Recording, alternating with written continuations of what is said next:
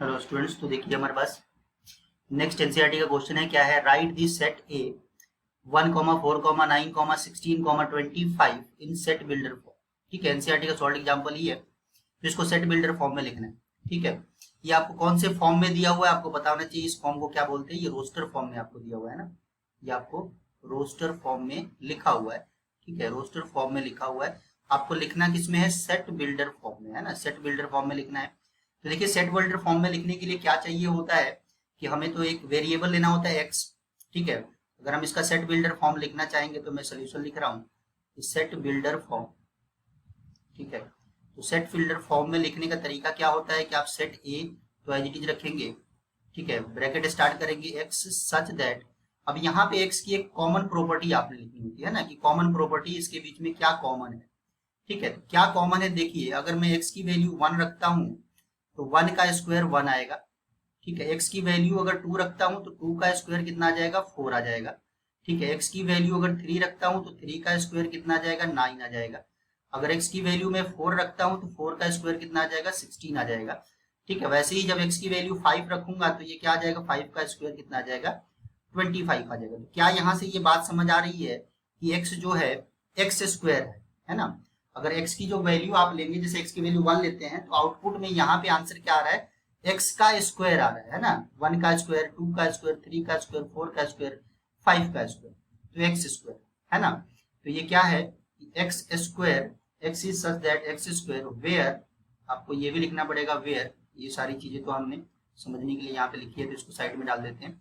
ठीक है, वेयर, तो ये भी लिखना है कि x क्या हो सकता है, तो x is a natural number, है ना, नेचुरल नंबर, क्योंकि हमें पता है नेचुरल नंबर 1 से शुरू होता है, तो हम ये लिख सकते हैं x belongs to natural number. तो हमारा फाइनल आंसर यही हो गया।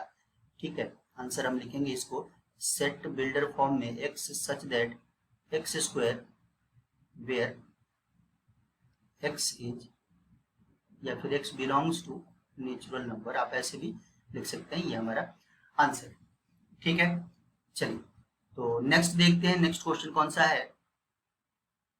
हाँ जी, नेक्स्ट क्वेश्चन आ गया हमारे पास ये, राइट दिस सेट।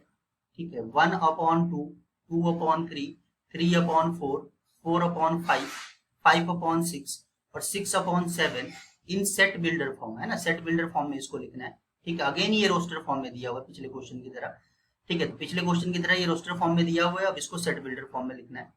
तो देखिए, ये पहले ऊपर जो हो शुरू हो रहा है ये 1 2 3 4 5 6, इतना तो पता लग रहा है ये 6 तक नेचुरल नंबर है। और नीचे अगर आप ध्यान रख दें तो 1 में ही 1 ऐड करके 1/2 लिखा हुआ है। ठीक है, अगर आप n की जगह पे अब 2 लेते हैं, मतलब x की जगह पे अगर 2 लेते हैं तो नीचे हम इसको लिख सकते हैं 2 + 1 3।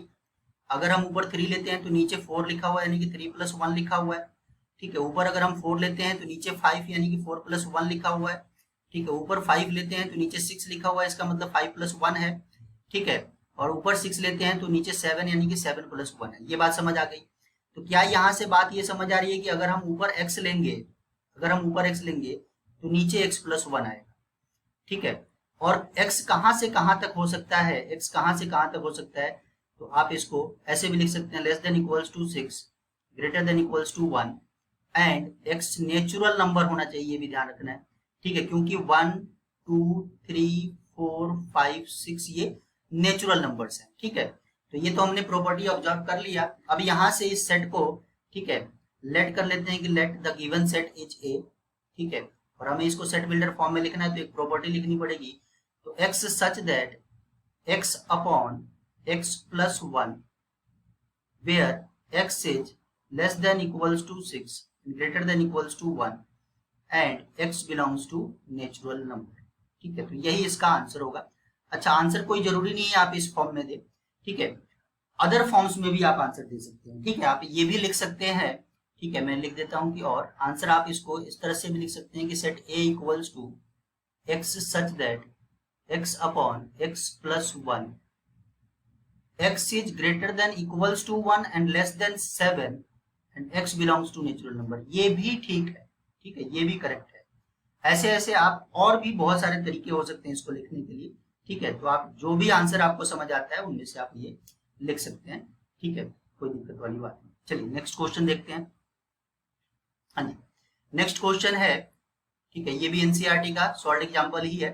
Match each of the set of the left described in the roster form, ठीक है, लेफ्ट में जो डिस्क्राइब हुआ है रोस्टर फॉर्म में, which with the same set on the right described in the set builder form, है ना। तो आपको इधर रोस्टर फॉर्म दिया हुआ है, ठीक है, इस साइड में आपको रोस्टर फॉर्म दिया हुआ है और इधर आपको सेट बिल्डर फॉर्म दिया हुआ है और आपको इसको मैच करना है। तो देखिए प्रिंसिपल PRINCAL किसका एलिमेंट्स हो सकता है, इसका, ठीक है, सेट डी का ऑफ द वर्ड प्रिंसिपल, ठीक है।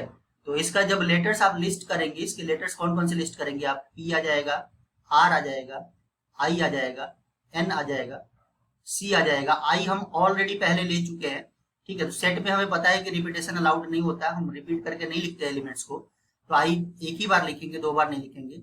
P भी 2 बार आ रहा है तो एक बार लिख चुके हैं तो इसको नहीं लिखेंगे, फिर A लिखेंगे और फिर L लिखेंगे, ठीक है। तो आप आसानी से देख सकते हैं कि फर्स्ट की मैचिंग किसके साथ है, डी के साथ। यहाँ पे लिखते चलते हैं कि फर्स्ट तो मैच हो गया किसके साथ में, डी के साथ में, ठीक है। उसके बाद आते हैं दूसरे पे, जीरो, है ना, set containing zero. Set containing zero ध्यान रखना है, सेट कंटेनिंग जीरो किसका आ सकता है, x is positive integer and is divisible of 8। इसमें तो आएगा नहीं, इसमें भी नहीं आएगा, इसमें आएगा। कैसे आएगा, इसमें x प्लस 1 इक्वल्स टू 1 है, तो यहाँ से x की वैल्यू कितनी आ जाएगी, 1 माइनस 1, है ना, ये 1 इधर आके माइनस हो जाएगा तो ये आ गया 0, तो x इक्वल्स टू 0। तो इसका सोल्यूशन क्या है, तो ये किसका सोल्यूशन है, इसका C का, है ना। तो सेकंड मैच कर गया किसके साथ में, C के साथ।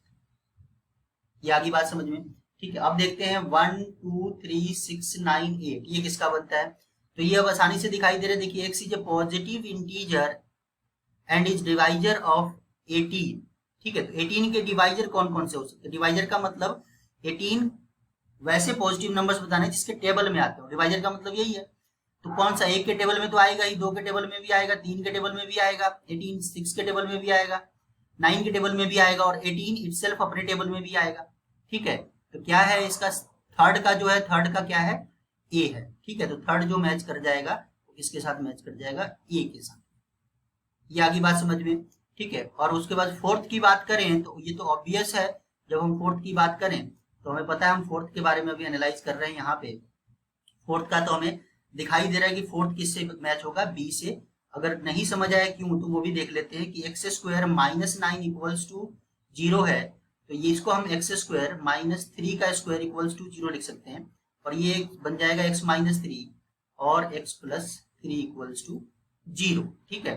तो यहाँ से x की वैल्यू क्या क्या आ जाएगी, x की वैल्यू एक बार जब आप इसको 0 पुट करेंगे, x माइनस 3 को 0 पुट करेंगे और x प्लस 3 को इक्वल्स टू 0 पुट करेंगे, तो यहाँ से x इक्वल्स टू कितना आएगा 3 और यहाँ से आ जाएगा x इक्वल्स टू माइनस 3, ठीक है। इसलिए इसका, ठीक है। तो फर्स्ट का मैचिंग आप डी के साथ करेंगे, सेकंड सी के साथ, थर्ड ए के साथ और फोर्थ बी के साथ, ठीक है। तो आई थिंक आपको ये समझ आ चुका हो।